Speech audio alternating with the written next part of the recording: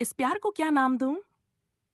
रुचि युग और अंश के रिश्ते का सच जानकर बहुत ही ज्यादा सदमे में थी और उस नौकर की बातें सुन रही थी। नौकर ने आगे बताया, तब से अंश युग सर के साथ ही हैं। युग सर अपने भाई की इकलौती निशानी को सीने से लगाकर रखते हैं। उन्होंने ही अंश को बड़ा किया है। वो उसे अपने सगे बेटे से भी ज्यादा प्यार करते हैं, और शायद इसीलिए क्योंकि अंश आपको मम्मा बुलाता है, तो युग सर ने आपसे शादी करने का फैसला किया है। रुचि ने यह सुनकर धीरे से हाँ में सिर हिलाया और मन में कहा, अच्छा। तभी युग जी ने कहा था कि अब उन्हें किसी भी औरत पर भरोसा नहीं है। उन्हें लगता है कि जैसे उनके भाई की वाइफ उन्हें छोड़कर चली गई, वैसे ही कोई और औरत भी उन्हें छोड़ देगी। शायद इसी वजह से उन्होंने औरतों पर भरोसा करना ही छोड़ दिया। अब सब कुछ रुचि के लिए साफ हो चुका था। वह चुपचाप अपने बाकी काम में लग गई। रात में युग चुपचाप डिनर करके अपने कमरे की तरफ जा रहा था। अंश खाना खाकर सो चुका था। तभी युग की नजर रुचि पर पड़ी, जो सारा काम समेटकर अपने कमरे में जा रही थी।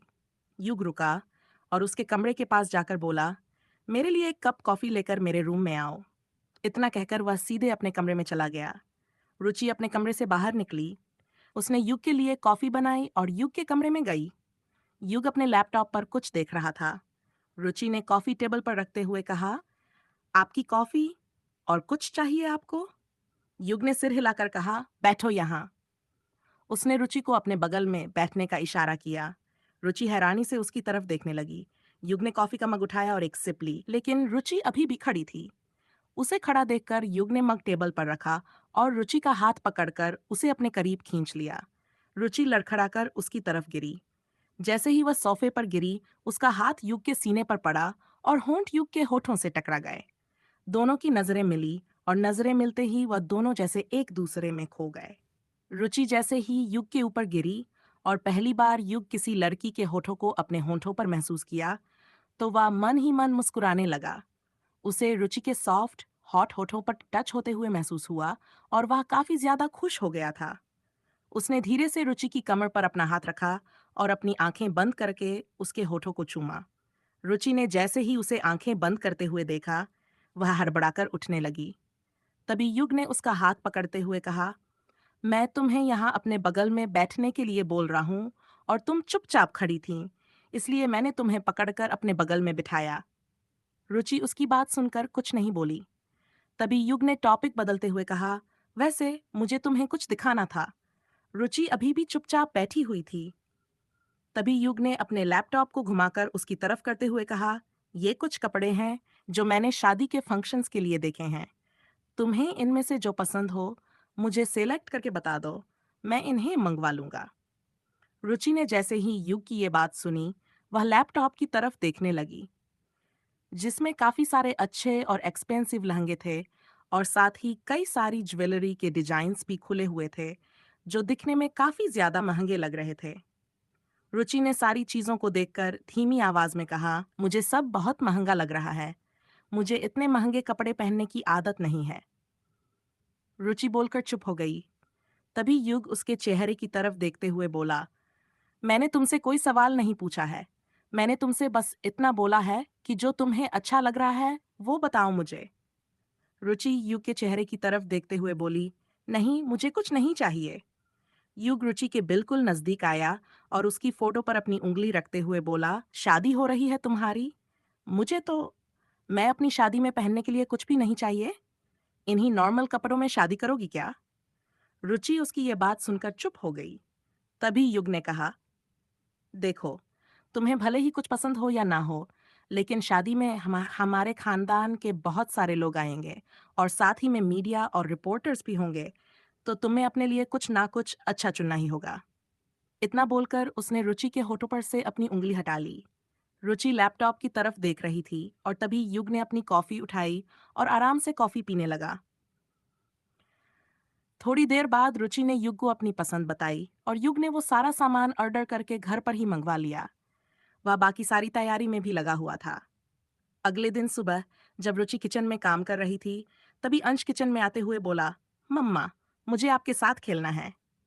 रुचि ने उसे समझाते हुए कहा, अंश, बेटा, मम्मा अभी थोड़ा सा काम में बिजी है। आप गार्डन में जाकर खेलो, मम्मा का काम जैसे ही खत्म हो जाएगा मम्मा आ जाएंगी। ओके। अंश ने रुचि की बात तुरंत मान ली और वह जैसे ही वहां से बाहर खेलने के लिए गया, वैसे ही किचन में युग की मॉम आई और उन्होंने रुचि को घूरते हुए देखकर कहा, क्या जादू किया है तुमने अंश पर? रुचि उनकी आवाज सुनकर अपना काम करते करते रुक गई। जैसे ही उसने पीछे मुड़कर उनकी तरफ देखा, वह 2 कदम पीछे हट गई। युग की माँ तेजी से उसकी तरफ आगे बढ़ी और उन्होंने उसका हाथ पकड़कर उसके हाथ को मोड़ते हुए कहा, कुछ पूछ रही हूं मैं तुमसे, बोलो। ऐसा क्या किया है तुमने जो मेरा बेटा तुम जैसी लड़की से शादी करने के लिए तैयार हो गया? मेरा वो बेटा जो किसी लड़की की तरफ आंख उठाकर नहीं देखा था, वो तुमसे शादी करने के लिए इतनी जल्दबाजी क्यों कर रहा है? क्या लालच दिया है तुमने उसे? रुचि उनकी बात सुनकर तुरंत समझ गई कि आखिर वो कहना क्या चाहती हैं। तभी रुचि ने उनके हाथ से अपना हाथ छुड़ाते हुए कहा, छोड़िए मेरा हाथ, मुझे दर्द हो रहा है। और ये कैसी बातें कर रही हैं आप? मैंने कुछ नहीं किया है, मैं सिर्फ अंश की वजह। रुचि बोल ही रही थी कि युग की मॉम ने उसका हाथ छोड़कर उसके गालों को कसकर पकड़ लिया और पूछा, तुम्हें कितने पैसे चाहिए? बोलो। यहाँ से जाने के लिए मैं तुम्हें इतने पैसे दे दूंगी, तुम अंश से शादी नहीं करोगी और यहाँ से हमेशा हमेशा के लिए चली जाओगी। बताओ, कितने पैसे चाहिए तुम्हें? मैं अभी तुम्हें इतने पैसे दे दूंगी। रुचि उनकी ये बात सुनकर अपना सिर हिलाते हुए बोली, कैसी बातें कर रही हैं आप? रुचि ने उनका हाथ अपने चेहरे पर से हटाया। युग की मां की उंगलियों के निशान उसके गाल पर साफ नजर आ रहे थे। रुचि ने अपने गालों को सहलाते हुए कहा, मुझे कोई पैसे नहीं चाहिए, मैं बस अंश के साथ रहना चाहती हूँ और उसके साथ बहुत खुश हूँ। युग की मां ने उसे गुस्से से घूरते हुए कहा, मैं बहुत अच्छी तरह से जानती हूँ अंश सिर्फ बहाना है। तुम यहाँ पर मेरे बेटे के नाम और पैसे को देखकर उससे शादी करने के लिए तैयार हुई हो, है ना? रुचि ने अपना सिर हिलाते हुए कहा, बिल्कुल भी नहीं। लेकिन अगर आपको वैसा लगता है, तो आप जो समझना है, समझ लीजिए। इतना बोलकर रुचि किचन से बाहर जाने लगी। तभी युग की मां ने तेज आवाज में कहा, सब समझती हूँ मैं। और एक बात याद रखना, तुम अंश की मां बन सकती हो, लेकिन शादी के बाद कभी भी तुम युग की पत्नी नहीं बन पाओगी और मैं ना ही तुम्हें अपने खानदान की बहू मानूंगी। रुचि ने यह बात सुनी और अपनी आंखें कसकर बंद कर लीं। वह उनसे कोई बहस नहीं करना चाहती थी, इसलिए वह बिना कुछ बोले चुपचाप वहां से बाहर चली गई। रुचि अंश के साथ गार्डन में बैठी हुई थी और उसके दिमाग में युग की माँ की कही हुई सारी बातें चल रही थीं। उसने अपने आप से बात करते हुए कहा, क्या मुझे युग जी को शादी के लिए मना कर देना चाहिए? मुझे नहीं लगता कि उनकी माँ मुझे कभी भी एक्सेप्ट करेंगी। इतना बोलकर रुचि काफी ज्यादा कंफ्यूज हो गई थी। देखते ही देखते शाम हो गई। युग कार्तिक के साथ घर के अंदर आते हुए बोला, सारी तैयारियां हो गई है ना? मैं कोई भी डिस्टरबेंस नहीं चाहता हूँ। सब कुछ बिल्कुल स्मूथ होना चाहिए। कार्तिक ने उसकी बात का जवाब देते हुए कहा, बिल्कुल सर, सब कुछ बहुत अच्छे से होगा। आप बस देखते जाइए, मैं कैसे सब कुछ एक बार में हैंडल करता हूँ। युग जैसे ही वहां आया, उसने देखा रुचि कहीं खोई खोई खड़ी हुई थी।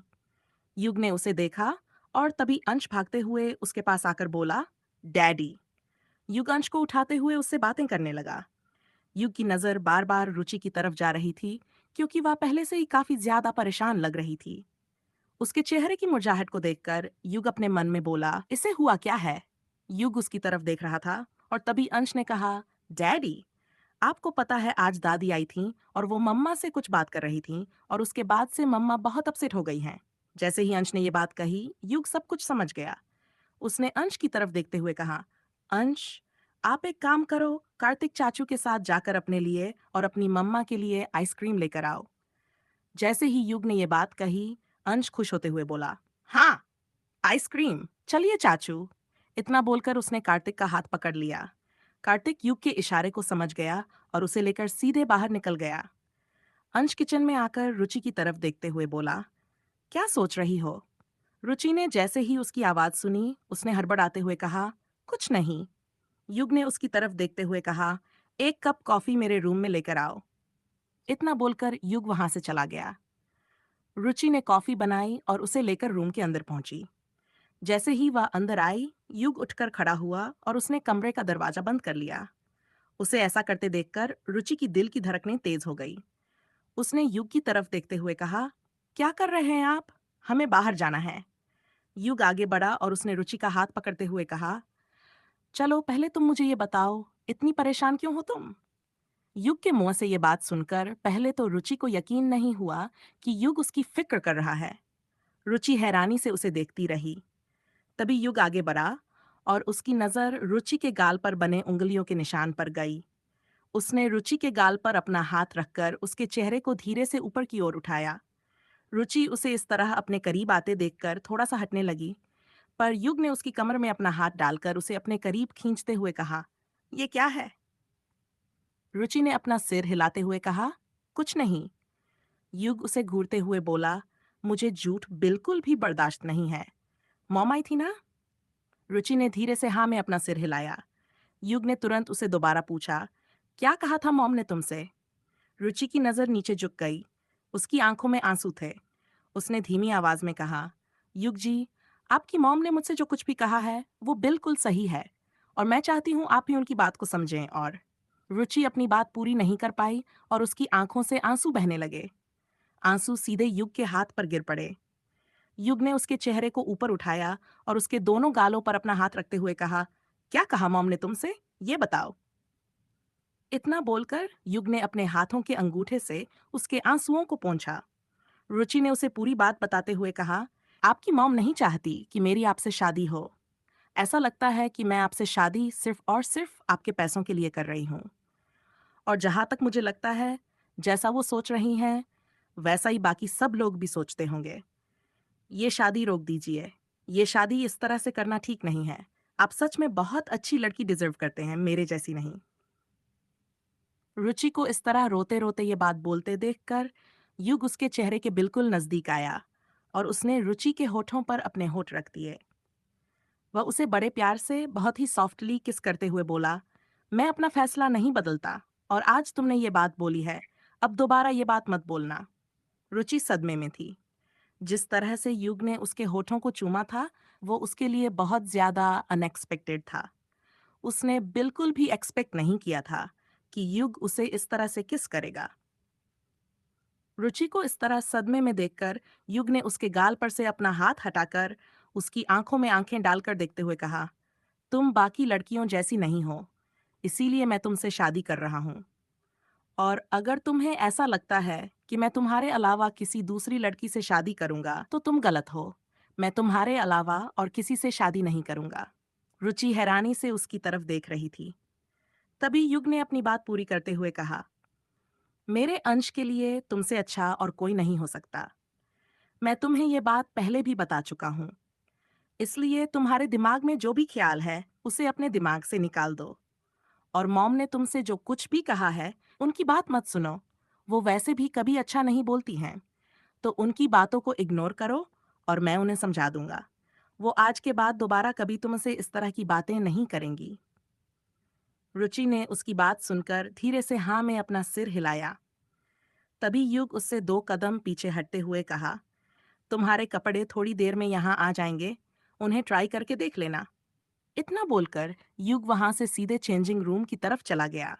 उसके जाते ही रुचि ने एक गहरी सांस ली और अपने होठों को छूते हुए बोली, क्या किया युग जी ने? रुचि अपने होठों को अपने हाथों से छूने लगी। जैसे ही उसने अपनी आंखें बंद की, उसे फिर से अपने होठों पर युग का टच महसूस हुआ और उसके रोंगटे खड़े हो गए। उसने इधर उधर देखा और अपने मन में बोली, इससे पहले कि युग वापस आए, मुझे यहाँ से चले जाना चाहिए। वह जल्दी से उसके कमरे से बाहर निकली और वापस अपने काम में लग गई। थोड़ी देर बाद उसने उन कपड़ों को ट्राई किया। वो सारे कपड़े उसे परफेक्टली फिट हो गए थे। वो अपने कपड़े साइड में रखते हुए बेड पर बैठी और उसने अपने मन में कहा, जिस तरह युग जी ने मुझे किस किया, उसके बाद मुझे ऐसा क्यों महसूस हो रहा है कि वो शायद मुझे पसंद करने लगे। रुचि ये बात सोच ही रही थी कि तभी उसने ना में अपना सिर हिलाते हुए कहा, अरे नहीं नहीं, मैं शायद कुछ ज्यादा ही सोच रही हूँ।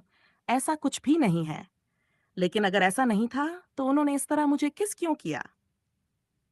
To be continued. को कहानी पसंद आए तो लाइक, शेयर और सब्सक्राइब जरूर करें। और अगर आप हमारे चैनल पर नए हैं तो सब्सक्राइब करना ना भूलें।